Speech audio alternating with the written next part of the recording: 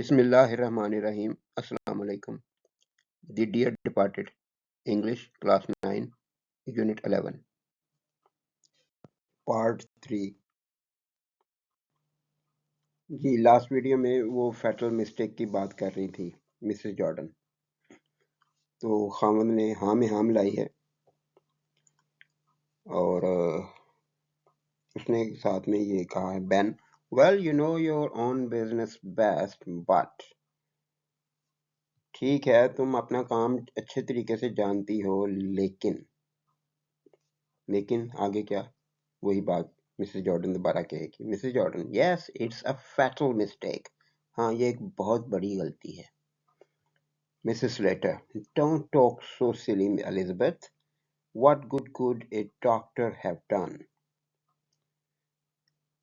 इतनी बेवकूफों वाली बातें मत करो एलिजाबेथ एक डॉक्टर क्या अच्छा कर सकता था क्योंकि बड़े मियाँ तो फौत हो चुके हैं उसने कौन सा जिंदा कर लेना था उन्हें वो इस तरह की मीनिंग में वो इस बात को कर रही है Mrs Jordan Look at the many cases of persons being restored to life hours after they were thought to be gone. देखो बहुत सारे केसेस होते हैं लोगों के जिसमें लोग उनकी जिंदगी बहाल हो जाती है कई घंटे बाद जब उन्हें सोचा जा चुका होता है कि वो जा चुके हैं। अब हेनरी अपनी मिसेस की अपनी बीवी की साइड लेगा वो कहेगा ठीक है That's when they've been drowned. Your father wasn't drowned, Elizabeth. ये तब होता है जब वो डूबे हों पानी में डूबे हुए लोग कई कई घंटों के बाद उन्हें उनकी जान बचाई जाती है वो बच जाते हैं तो ये वो कह रहा है your father wasn't drowned Elizabeth Elizabeth आपके वालिद डूबे नहीं थे बेन वो अपनी असल पे वापस आ गया ह्यूमरसली मजाक उड़ाते हुए मजे से there wasn't much fear of that और इस पक्का वो कुछ ज्यादा खदशा भी नहीं था कि वो डूब के मरेंगे अब वो मजाक उड़ा रहा है कि बड़े मियाँ नहाते नहीं थे या इस तरह से पानी के करीब भी नहीं जाते थे if there was one thing he couldn't bear it was water अगर जिंदगी में कोई एक चीज थी जिसे वो बर्दाश्त नहीं कर सकता था या कर सकते थे वो पानी था he laughs but no one else does वो हंसता है लेकिन बाकी कोई नहीं हंसता क्योंकि ये एक मजाक भी हो तो ये बुरा मजाक है गलत मजाक है एक ऐसा मौका जब कोई मर चुका हो उस वक्त पर इस तरह के मजाक करना और ख़ास तौर पे उसी के बारे में करना जो मरा हुआ है मिसेस जॉर्डन मेरी बेटी है पेंट तकलीफ से कहती है बैन वो डांट रही है अपने बखावन को Ben is crushed at once का मतलब ये होता है स्टेज प्लेस में कि वो फौरन ही अपनी वो जो उसके अंदर ह्यूमर जागा था वो सारा खत्म हो गया वो फौरन सहम गया अब मिसेस स्लेटर जो है वो क्या कह रही पेक्ड का मतलब होता है जिसने बुरा लगा हो इरिटेट हुआ हो आई am sure he watched regular enough मुझे यकीन है कि वो रेगुलरली अपनी सफाई करते थे नहाते थे या धोते थे तो इसी चीज का मजाक उड़ाने की कोशिश की है बहन ने तो दोनों बहनों ने एक ने तो जो बीवी थी उसने तो उसको धमका के बट चुप करवा दिया दूसरी ने सफाई दी है कि नहीं वो काफी बाकायदगी से सफाई करते थे नहाते धोते थे Mrs Jordan if he did take a drop too much at times we'll not dwell on that now अगर वो एक कतरे को कुछ ज्यादा ही समझ लेते थे कभी कभार तो हमें अब इस बात पर नहीं रहना चाहिए ड्वेल का लफ्जी मतलब होता है रहना तो बात पर रहना यानी एक ही बात पकड़े रखना उसके लिए है कहा उसने कि हमें इस बात को नहीं पकड़े रहेंगे Mrs Slater father had been married this morning he went out soon after breakfast to pay his insurance. अब्बाजान आज सुबह बहुत खुश थे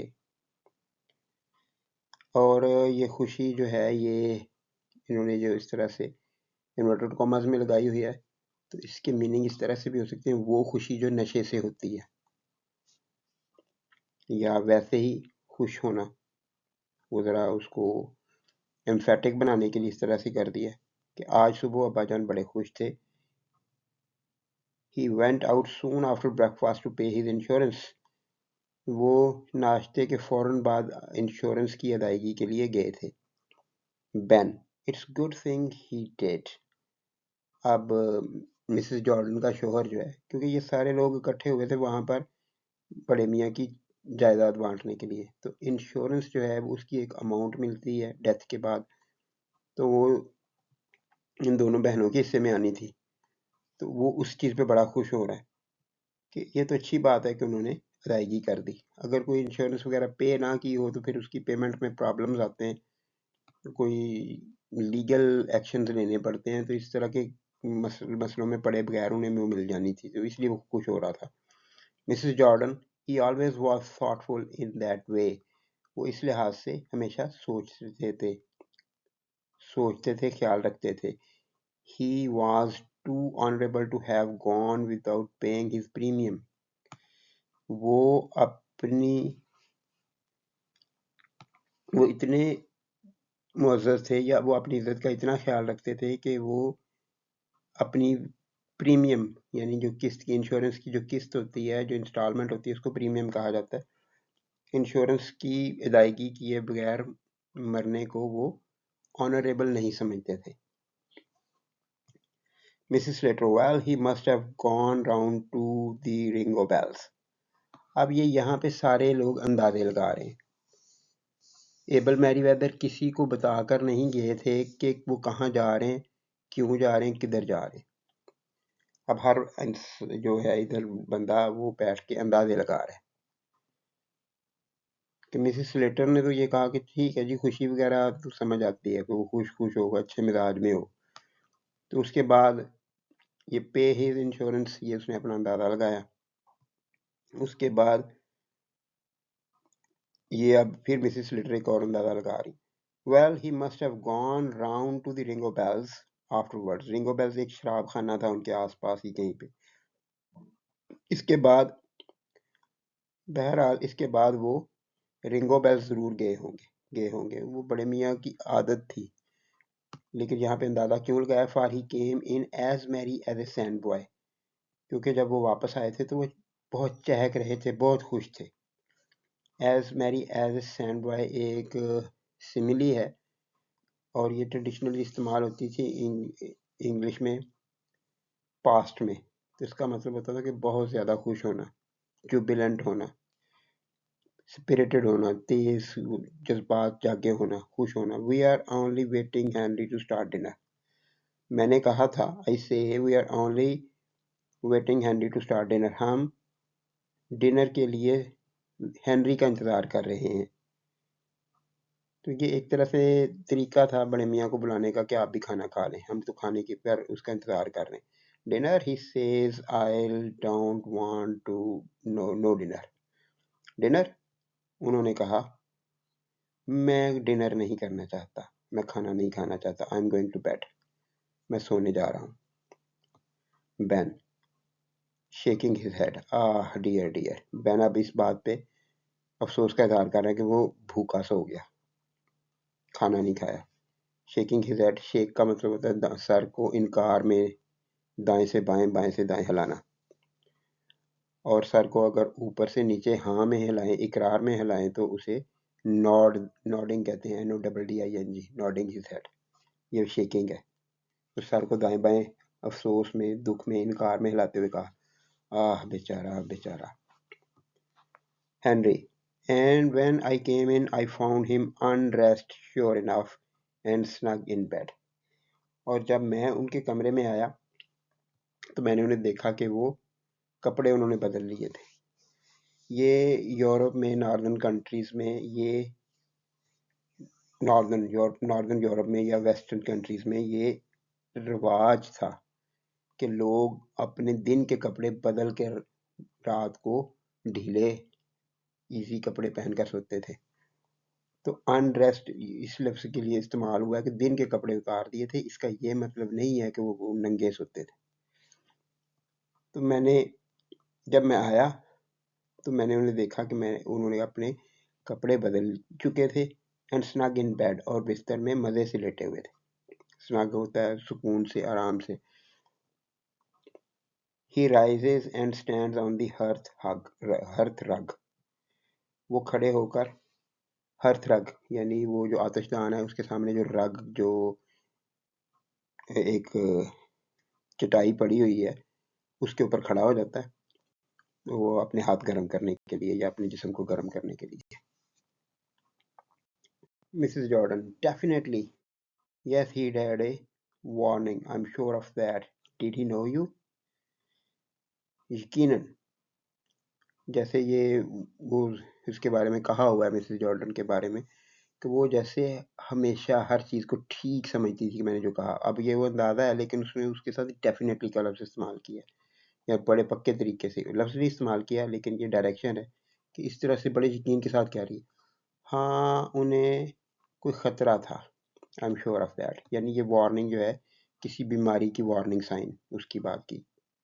उन्हें कोई डर था, उन्हें कोई ख़तरा था, मुझे ये यकीन है कि वो बीमार थे. उन्होंने, डॉक्टर ने कुछ कहा या किसी से भी मिले तो उन्हें लग रहा था कि ये आज मेरी तबीयत ठीक नहीं है, उन्हें कुछ बुरा महसूस हो रहा था, उसको वार्निंग का लफ्ज़ कहा. मुझे इसका यकीन है. Did he know you? क्या उन्होंने तुम्हें पहचान लिया कि तुम उनके कमरे में गए थे, तो क्या उन्होंने तुम्हें पहचान लिया था? Henry, yes, he spoke to me. हाँ, उन्होंने मुझसे बात की थी. मिसेस जॉर्डन, डिड ही से he'd had वार्निंग? क्या उन्होंने कहा था कि उन्हें कोई वार्निंग, उन्हें कोई खतरा है, उन्हें कोई बीमारी है, उन्हें की तबीयत खराब है? हैंडी, नो, ही सेड, नहीं, उसने कहा था, या उन्होंने मुझे कहा था. Handy, would you mind taking of my boots of? क्या तुम मेरे बूट उतार दोगे? I forgot before I got into bed. बिस्तर में लेटने से पहले मैं बूट उतारने भूल गया. Mrs Jordan, yes, must have been wandering, he must have been wandering. वो कहीं इधर उधर घूम फिर रहे होंगे. अब वॉन्डरिंग में होता यह है कि जूते जो हैं वो या तो गुम हो जाते हैं. ये एक फिक्स नहीं है, लेकिन आमतौर पे यही आवारागर्दी में, बेमकसद फिरने में, और साथ में नशा किया हो, शराब वगैरह पी हो, तो जूते, कपड़े, कोई भी चीज़ें गुम हो जाती हैं. तो वो वॉन्डरिंग वगैरह कर रहे होंगे, आवारागर्दी, घूम फिर के आए होंगे.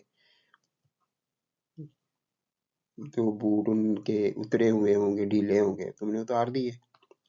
यानी मिसेस जॉर्डन ने कहा कि अगर तुमने उनके मरने से पहले जूते उतारे हैं तो कोई बड़ा अच्छा काम थोड़ी किया है. वो जूते तो उनके पहले ही उतरे होंगे, ढीले पड़े होंगे, तो तुमने उतार दिए. अब हेनरी जो है वो क्लियर कर रहा है, no, he got em on all right. उन्होंने भी बिल्कुल ठीक ठाक पहने हुए थे. Mrs letter, and when we'd finished dinner, I thought I'd take up a bit of something on a tray.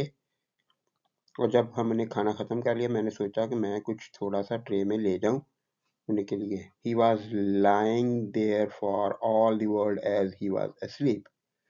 वो ऐसे लेटे हुए थे जैसे वो सोए हों. So I put the tray down on the bureau. इसलिए मैंने ट्रे ब्यूरो पर रख दी. अब ब्यूरो तो वो नीचे उतार के ले आए, तो ये उससे गलती हो गई. करेक्टिंग हर सेल्फ, ठीक करते हुए.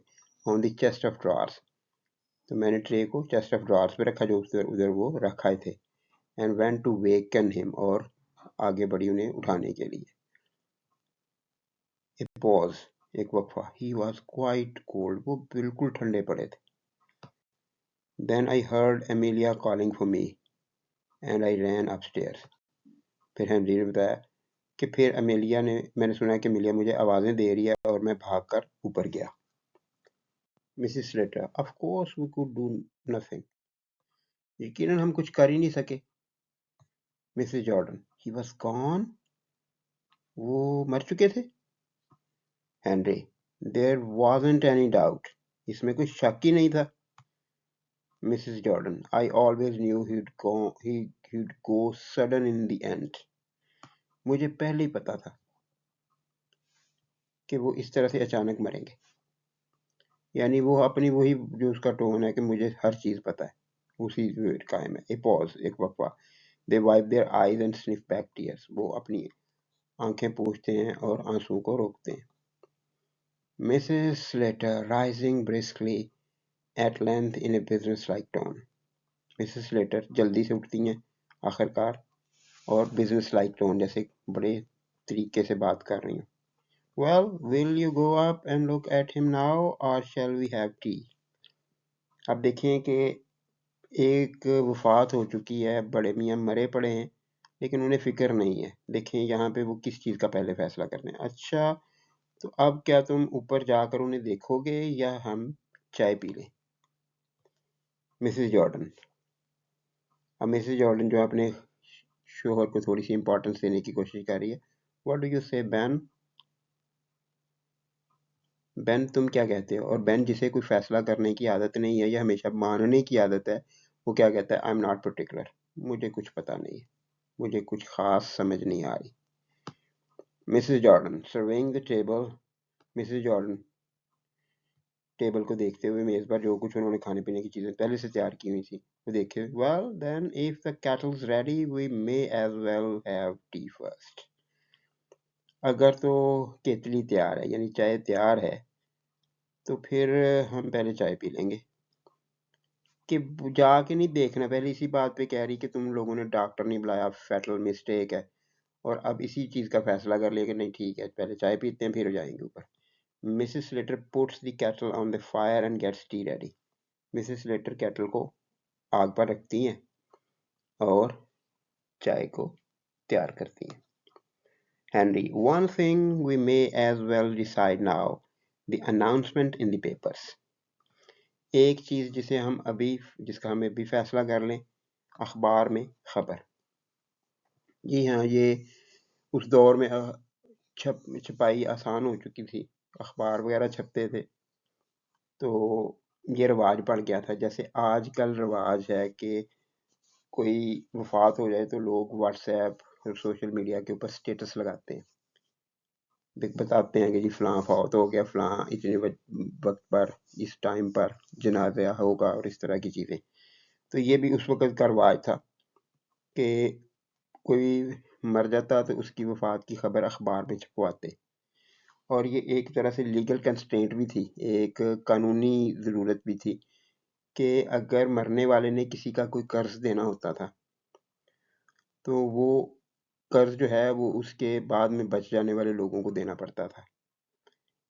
लेकिन अखबार में खबर छपवा देने से 1 महीना या 2-4 महीने के बाद वो टाइम गुजर जाने पर कोई भी क्लेम नहीं कर सकता था, ये कह नहीं सकता था कि हमने उस फलां बंदे से पैसे लेने हैं.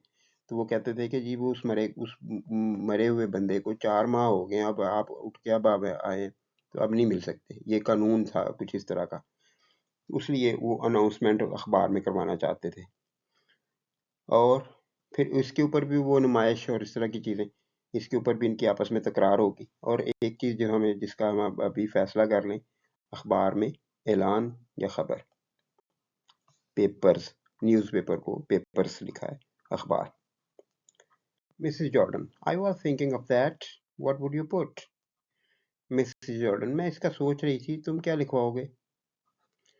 तो अब मिसेस जॉर्डन ने वो रिस्क नहीं लिया कि पहले खुद बता दे ताकि बाद में लोग जो हैं वो कहें कि जी नहीं तुम गलत कह रही. वो अपनी राय को ऊपर रखने के लिए पहले कह रही कि पहले तुम लोग बताओ फिर मैं उसमें से गलतियां निकाल के अपनी बताऊंगी. I was thinking of that, मैं इसका सोच रही थी, तुम क्या लिखवाओगे? At the residence of his daughter 235 upper corn bank street etcetera. यही लिखवाएंगे कि अपनी बेटी के घर पे, और आगे घर का नंबर और पता वगैरह. तो हेनरी कहता है, you wouldn't care for a bit of poetry.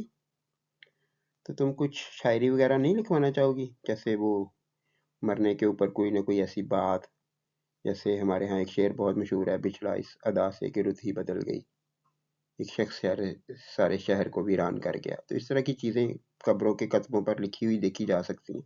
तो इस तरह की बात कर रहे हैं कि अखबार में इस तरह की चीज़ कोई छपवा दें, शायरी वगैरह. मिसेस जॉर्डन अब अपनी राय दे रही है. I like never forgotten, it's refined. मैं पसंद करती हूँ कि नेवर फॉरगॉटन लिखा जाए, कभी नहीं भूलेंगे. ये बहुत महज़्ज़ब लगता है, बहुत अच्छा लगता है. साथ में अपनी राय को मोतबर बना रही है. हेनरी कह रहा है, yes but it's rather soon for that. अब हेनरी उसकी बहन का शोहर जो उसे कहता है, हाँ रिफाइंड तो है, लेकिन ये कुछ ज्यादा जल्दी है। ये भूलना, अभी तो घर में मरा पड़ा है, अभी तो हम दफन नहीं करके आए, तो भूल भी जाना है अभी। इट्स रादर सून है। बेन क्या कहता है? अब बेन भी हेनरी की साइड ले रहा है, मर्द ने मर्द की साइड ली है, पहली दफा इस तरह का हो रहा कुछ। You couldn't very well have forgot him the day after. ये तो हो नहीं सकता कि आप अगले दिन ही उसे भूल जाएं। अब मिसेस लेटर को मौका मिल गया कि वो अपनी बात कर लें। मिसेस जॉर्डन की जो सजेशन थी वो तो दब गई, उसको खराब कर दिया दोनों मर्दों ने। अब मिसेस लेटर की बारी आ गई। I always fancy a loving husband, a kind father and faithful friend. मुझे तो हमेशा पसंद है कि लिखा जाए a loving husband, a kind father and a faithful friend. अब बेन जो है, अब क्योंकि उसकी बीवी की बात नहीं मानी गई, तो अब उसने वोट विन करने के लिए करना है। डाउटफुली, मशकूक तरीके से, शक करते हुए, do you think that's right? क्या आपके ख्याल में ये बातें ठीक हैं कि लविंग हस्बैंड तो आपकी माँ को मरे तो पहले ही काफ़ी अरसा हो गया, तो हस्बैंड लविंग पता नहीं था नहीं था। काइंड फादर, आप लोगों का काइंड फादर है, तो आप लोग क्या कर रहे हैं उसके लिए? और आप लोगों में से किसी की उसके साथ दोस्ती भी नहीं है, तो वो इसमें से इस तरह की चीज़ें सजेस्ट करवा के कह रहा है। तुम्हें लगता है ये बात ठीक है? हेनरी क्या कह रहा है? I don't think it matters whether it's right और नॉट। मेरा नहीं ख्याल कि अब ये कोई मैटर करता है, अब ये कोई चीज़ अहम है कि ये ठीक है या गलत है। बस छुपवा दो, काम कार्रवाई पूरी हो जाए। हेनरी जो है वो अपनी बेगम की साइड ले रहा है। मिसेस जॉर्डन कह रही है, no it's more for the look of this thing. नहीं, ये इस चीज के नजर आने से बढ़कर है कि चीज गलत है या ठीक है। सिर्फ नुमाइशी नहीं होनी चाहिए, क्योंकि अब उसको मौका मिला है कि वो अब उसकी उन लोगों की बात गलत कर दे। इसलिए वो कह रही कि चीज नुमाइशी नहीं होनी चाहिए, उससे बढ़कर कुछ होना चाहिए, कुछ दिल का एहसास हो, इस तरह की चीज हो। I saw a verse in the evening news yesterday. Proper poetry it was, it rhymed. मैंने कल इवनिंग न्यूज़, ये अखबार का नाम है, कैपिटल्स में लिखा हुआ है। मैंने कल इवनिंग न्यूज़ अखबार में एक शेर पढ़ा था, देखा था, मुनासिब प्रॉपर पोइट्री थी, इट राइम्ड, और ये इसकी आवाज़ें मिल रही थी। He gets the paper and reads, वो पेपर उठाता है, अखबार उठाता है और पढ़ता है। Despised and forgotten by some you may be, but the spot that contains you is sacred to we. नफरत करते होंगे और भूल गए होंगे कुछ लोग तुम्हें, शायद तुम्हें कुछ लोग नफरत करते हो और भूल भी गए हों, लेकिन वो जगह जिसमें तुम रहते हो वो हमारे लिए मुकद्दस है। अब सेक्रेट टू वी जो है, ये बी को वी बनाने के लिए, उसकी आवाज़ मिलाने के लिए यहाँ पे अस आना चाहिए था, बी वी लिखा हुआ है। तो अब इसी चीज़ का फ़ायदा उठा के अब मिसेस जॉर्डन इसको रद्द करेगी। Mrs Jordan, that will never do, ये तो कभी नहीं चलेगा। You don't say sacred to we. हम तो ये नहीं कहते, या तुम ये नहीं कह सकते कि सेक्रेट टू वी, ये सेक्रेट टू अस होगा, वी गलत है। हेनरी क्या कह रहा है? अब हेनरी की दलील देखें। इट्स इन द पेपर, ये तो अखबार में है, ऐसे है। मिसेस स्लेटर अब अपने शोहर की साइड ले रही है। You wouldn't say if you were speaking properly. अगर आप प्रॉपर इंग्लिश बोल रहे हो, आप फॉर्मल इंग्लिश बोल रहे हो, तो फिर तो आप सेक्रेट टू वी नहीं कहेंगे। But it's different in poetry, लेकिन शायरी में ये चीज़ मुख्तलिफ है। हेनरी भी कह रहा है, और ये वाकई में ऐसा होता है कि शायरी में लफ्ज़ों को शायर खुद से ज़रूरत के तहत बदल देते हैं, कुछ चीज़ें चेंज कर देते हैं ताकि राइम कर जाए। तो ये भी राइमिंग करने के लिए किया गया है। अब हेनरी क्या कह रहा है? पोएटिक लाइसेंस, इसे पोएटिक लाइसेंस कहते हैं। हेनरी ने बताया कि ये जो शायर के पास इख्तियार होता है कि वो कुछ लफ्ज़ों को तोड़ फोड़ कर उखाड़ पिछाड़ करके कोई नए तरीके से लिख दे, चाहे वो ग्रामेटिक ना भी हो, तो इसे पोएटिक लाइसेंस कहा जाता है। कि शायरी ठीक करने के लिए इस तरह का कर दिया जाए। Mrs Jordan, no, that will never do. नहीं, ये तो बिल्कुल नहीं चलेगा। We want a verse that says how much we loved him and refers to all his good qualities and says what a heavy loss we've had.